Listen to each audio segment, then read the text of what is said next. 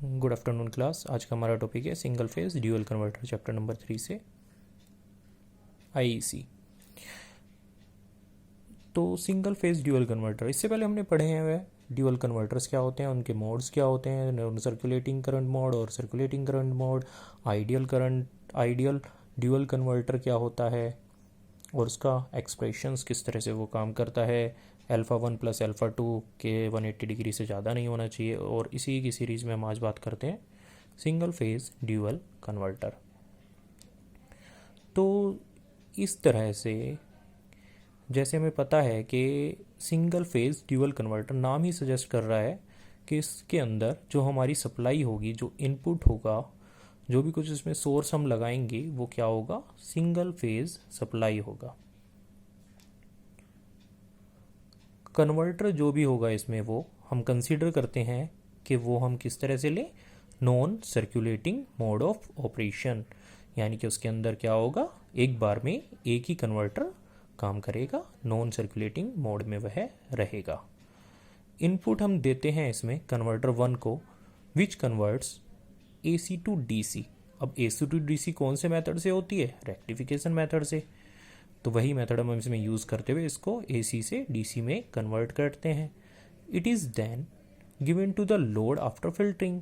इसके बाद हमने कन्वर्टर 1 का जो भी हमारा प्रोसेस हुआ, उसके बाद कन्वर्टर 1 के जो हमारे प्रोसेस के बाद हमने क्या किया, यहाँ पे आया हमारा सोर्स से हमने लिया वोल्टेज और उसको DC में कन्वर्ट किया, AC टू DC में कन्वर्ट किया और DC में कन्वर्ट करके हमने लोड को वो आगे फीड करा दिया फिल्टरिंग करने के बाद में।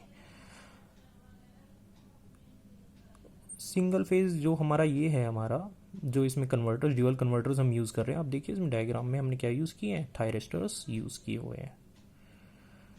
इसके अंदर जो रेक्टिफिकेशन सर्किट लगा हुआ है वो कन्वर्ट कर रहा है AC से स्टेडी DC में, यानी कि हम उसको आफ्टर रेक्टिफिकेशन हम उसको फिल्टर मेथड के थ्रू पास कराकर आगे कैसे कर रहे हैं, स्टेडी DC में उसको कन्वर्ट कर दे रहे हैं। जो कन्वर्टर 1 है उसका जो सर्किट है वह कैसे वर्क करेगा, एज ए रेक्टिफायर वर्क करेगा।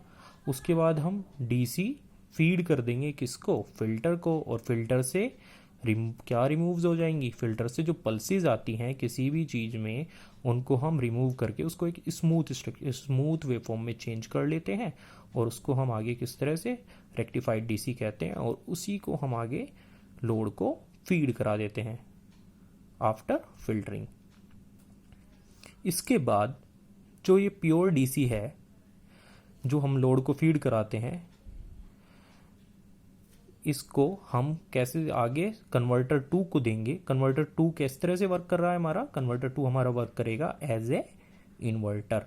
तो ये क्या करता है भाई, एज ए इन्वर्टर जब हम बात करते हैं तो एज ए इन्वर्टर जब भी कोई चीज़ काम कर रही हो तो वो क्या काम करती है, DC को AC में कन्वर्ट कर देगा और फाइनली ये जो AC होगी जो हमें इन्वर्टर्स के आउटपुट के रूप में प्राप्त हो जाएगी। तो हमने क्या किया, हमने सबसे पहले ली AC को हमने कन्वर्ट किया कन्वर्टर के माध्यम से बाई रेक्टिफिकेशन मेथड से, उसको एक स्टेडी स्टेट DC में कन्वर्ट करके हमने उसको लोड को फीड करा दिया। लोड को फीड कराने के बाद हमने क्या किया, इन्वर्टर को उसको दे दिया स्टेडी DC को, और स्टेडी DC को कन्वर्टर 2 जो कि हमारा काम कर रहा था एज ए इन्वर्टर, उसने इसको एक AC में DC से AC में कन्वर्ट करके आगे आउटपुट पर प्रोवाइड करा दिया। Thank you class.